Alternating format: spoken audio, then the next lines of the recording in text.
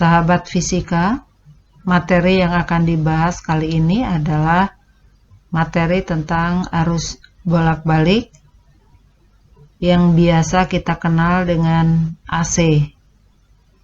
Arus bolak-balik ini adalah arus induksi yang dihasilkan oleh generator AC.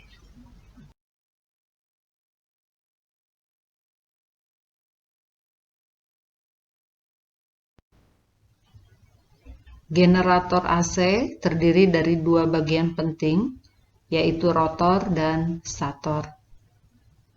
Rotornya adalah kumparan yang bisa diputar, kemudian statornya adalah magnet yang menghasilkan induksi magnetik dengan besar tetap, atau jumlah induksi magnetiknya tetap. Jika rotornya kita putar, maka jumlah induksi magnetik yang terperangkap dalam rotor itu akan berubah. Mulai dari 0 sampai maksimum. Kejadian ini terus-menerus. Jadi maksudnya kalau rotornya kita putar terus, maka kejadiannya akan terus-menerus sehingga menghasilkan pola yang bolak-balik. Perhatikan gambar di sebelah kanan. Ada tanda panah dari 0 menuju ke atas. Kemudian balik lagi ke 0, turun ke bawah, naik lagi ke 0. Itu kejadian akan terus-menerus sehingga akan menghasilkan getaran. Jadi satu putaran menghasilkan satu getaran dan menghasilkan satu panjang gelombang, yaitu satu puncak dan satu lembah. Nah, sekarang menurut ilmu matematik, grafik ini disebut grafik sin. Grafik sin ini mempunyai persamaan GGL sama dengan GGL maksimum sin omega T. Di sini kita langsung menggunakan GGL karena kita tahu kalau induksi magnetik berubah, yang dihasilkan adalah GGL induksi. Jadi yang nilai minimum dan maksimumnya itu adalah nilai GGL, atau nama lain dari GGL adalah tegangan. Sekali lagi, epsilon sama dengan epsilon maksimum sin omega T. Omeganya adalah 2Vf. Omega itu adalah kecepatan sudut atau anguler, dan F itu adalah frekuensi. Kalau ada getaran, berarti ada frekuensi.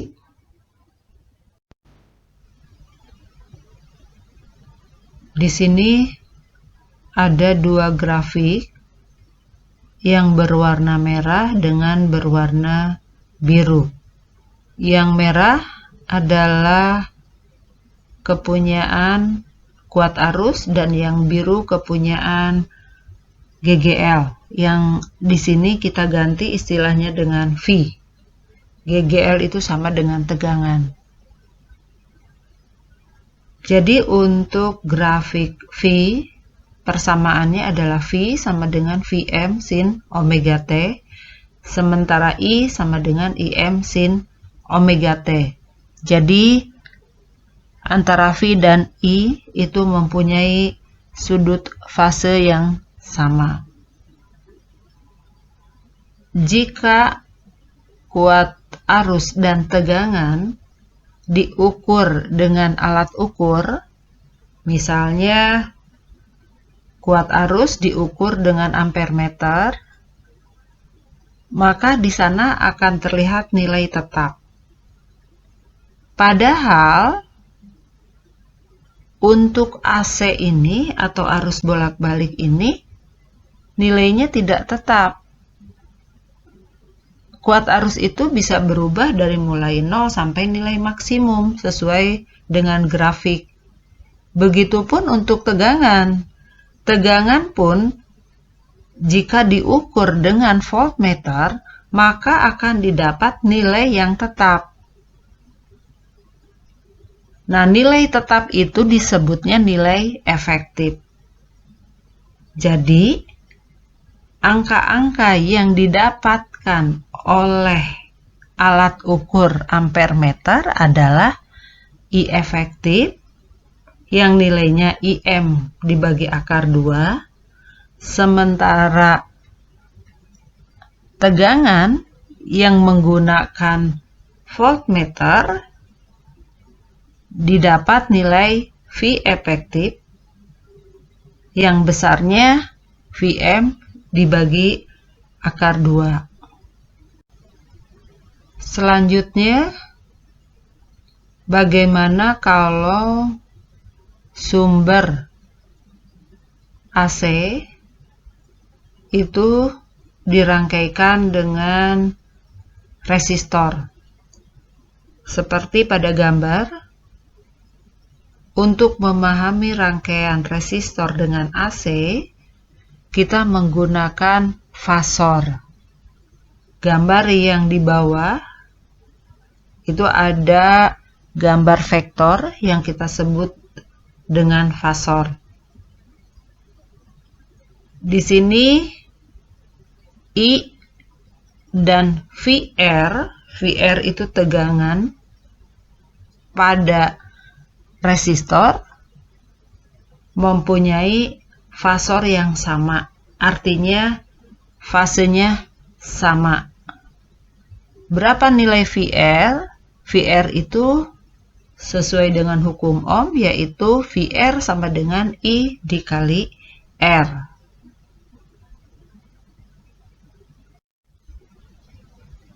Karena antara I dan VR itu adalah satu fase, maka I sama dengan IM sin omega T dan VR sama dengan Vm sin omega T.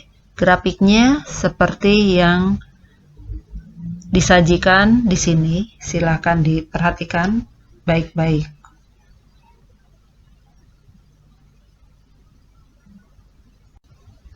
Sekarang rangkaian dari kapasitor yang dihubungkan dengan sumber AC. Nah, fasor dari kapasitor itu seperti pada gambar, bahwa Vc itu ke bawah, I-nya di sumbu X. Artinya bahwa tegangan pada kapasitor ketinggalan 90 derajat oleh kuat arus. Jadi ketika kuat arus itu sin omega T, lihat persamaan, maka V kapasitornya omega T-nya dikurangi 90. Jadi persamaannya menjadi I sama dengan IM sin omega T dan Vc-nya sama dengan Vm sin omega T dikurangi 90. Tegangan kapasitor atau Vc sama dengan I dikali XC. I-nya kuat arus, XC-nya adalah reaktansi kapasitif. Artinya besarnya hambatan pada kapasitor. Jadi satuannya nanti ohm. Kalau kapasitor satuannya farad. Jadi ketika kita mau menghitung, digabungkan dengan nilai hambatan nanti, itu harus dirubah dulu dalam bentuk ohm. Nah, sekarang bagaimana mencari XC-nya atau reaktansi kapasitifnya? Yaitu persamaannya XC sama dengan 1 per omega C. Dengan nilai I sama dengan IM sin omega T dan Vc sama dengan Vm sin omega T min 90, atau kita lihat fasor, maka akan didapat gambar grafik VC itu dimulainya dari bawah. Karena VC ketinggalan 90 oleh arus. Jadi ketika arusnya dimulai dari 0, maka VC dimulai dari bawah. Sehingga didapatlah grafik seperti pada gambar di sebelah kanan.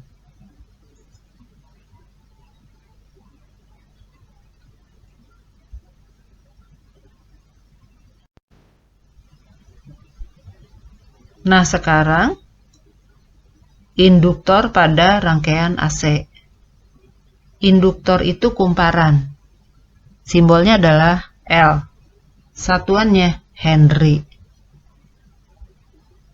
Pada rangkaian ini, kita tetap menggunakan I berada di sumbu X positif. Lihat fasornya, gambar yang di sebelah kiri. Fasor untuk tegangan induktor atau VL itu ke atas. Artinya, tegangan induktor mendahului kuat arus. Jadi, kalau persamaan I sama dengan IM sin omega T, maka untuk VL itu sama dengan Vm sin omega T plus 90. Jadi mudah untuk memahami. Ingat fasor, maka persamaan juga akan diingat. Untuk VL-nya bagaimana? VL itu sama, yaitu I dikali XL. XL adalah reaktansi induktif. Reaktansi induktif itu besarnya hambatan yang ada pada induktor. Rumusnya XL sama dengan omega dikali L.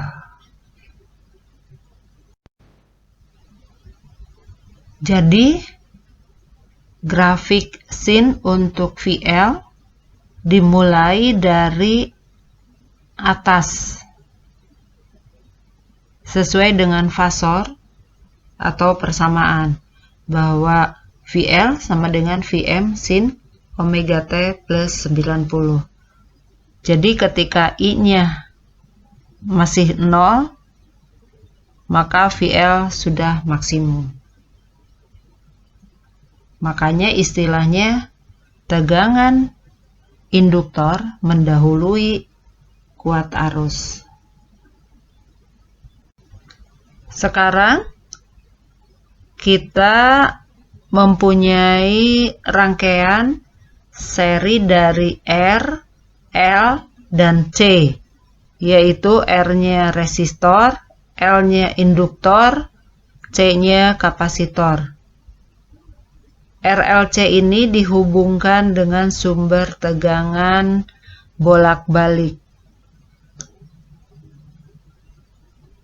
Untuk mudah memahami, kita gambarkan fasornya. I dengan VR satu fasa, sementara I dengan VL beda fasenya adalah 90, dan I dengan VC beda fasenya min 90. Maka persamaannya untuk semua rangkaian I-nya menggunakan I sama dengan IM sin omega T.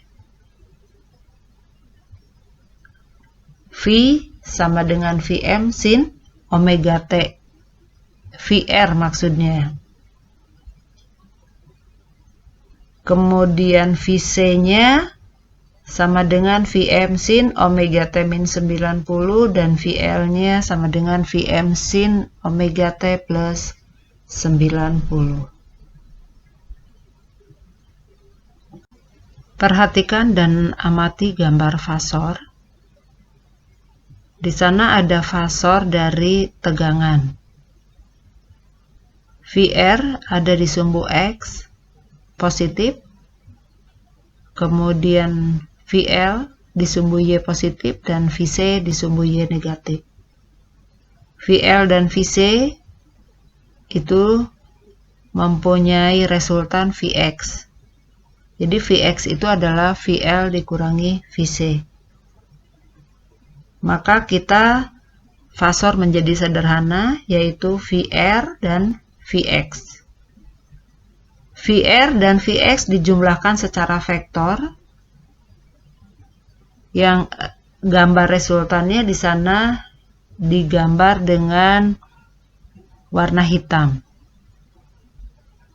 Jadi V-nya itu sama dengan akar dari Vx kuadrat ditambah VR kuadrat, atau dibalik VR kuadrat ditambah Vx kuadrat. Sekali lagi, Vx-nya adalah VL dikurangi VC, sehingga V sama dengan akar VR kuadrat ditambah dalam kurung VL dikurangi VC kuadrat.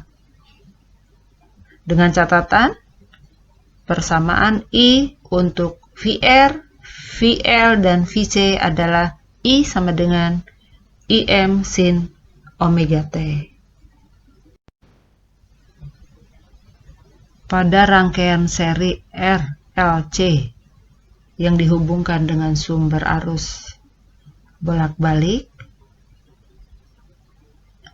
selain mempunyai fasor untuk V atau tegangan, rangkaian juga mempunyai fasor untuk hambatan. Yang pertama, hambatan R dari resistor. Yang kedua, hambatan yang kita sebut dengan reaktansi induktif atau XL. Dan yang ketiga, reaktansi kapasitif yaitu XC. Gambar fasornya sama persis dengan VL. Bahwa XL ke atas, XC juga sama ke bawah. Sehingga resultan dari XL dan XC itu adalah X. Kita tinggal punya dua fasor, yaitu X dan R. X dan R digabungkan sehingga mendapatkan resultan yang gambarnya warna hitam. Resultan dari X dan R namanya Z atau impedansi. Impedansi itu adalah hambatan pengganti dari rangkaian R, L, dan C. Maka rumus impedansinya Z sama dengan akar R kuadrat ditambah X kuadrat. X-nya adalah XL min XC. Perhatikan persamaannya baik-baik. Nah, sekarang antara R dengan Z itu membentuk sudut V. Maka kita akan mempunyai persamaan R sama dengan Z cos V.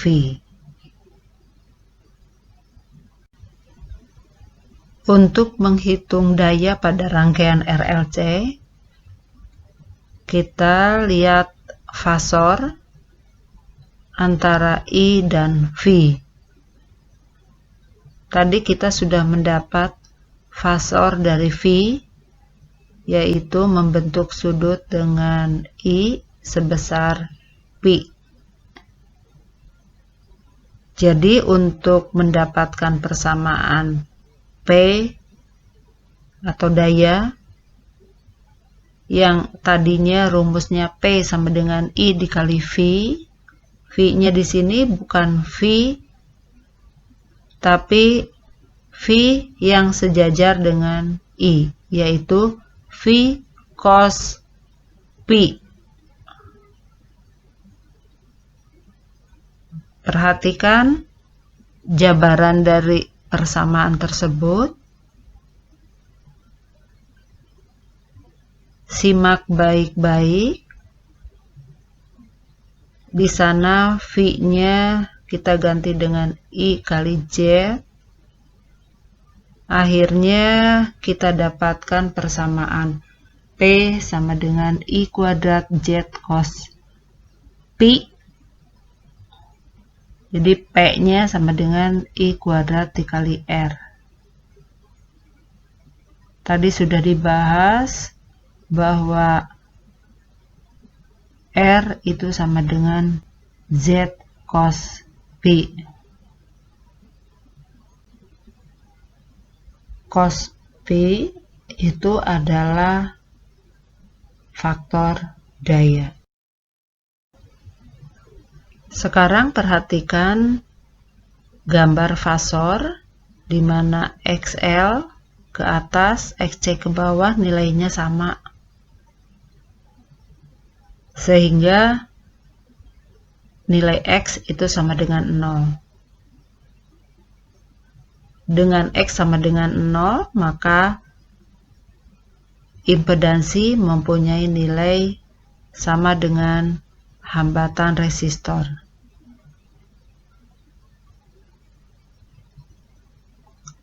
Kalau XL sama dengan XC, maka rangkaian dikatakan mengalami resonansi.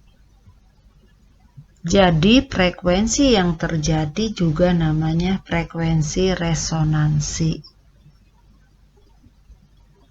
Untuk mencari persamaan frekuensi resonansi, kita jabarkan XL sama dengan XC. XL-nya omega L, XC-nya 1 per omega C. Perkalian silang jadi omega kuadrat kali L kali C sama dengan 1. Silahkan simak selanjutnya. Jabarkan sendiri bagaimana sampai mendapatkan nilai F sama dengan 1 per 2V dikali akar 1 per LC. Jadi persamaan frekuensi resonansi adalah 1 per 2V akar 1 per LC. Sahabat fisika, demikianlah paparan materi dari arus bolak-balik. Silakan banyak berlatih tentang soal-soal arus bolak-balik supaya kita lebih memahami materi ini.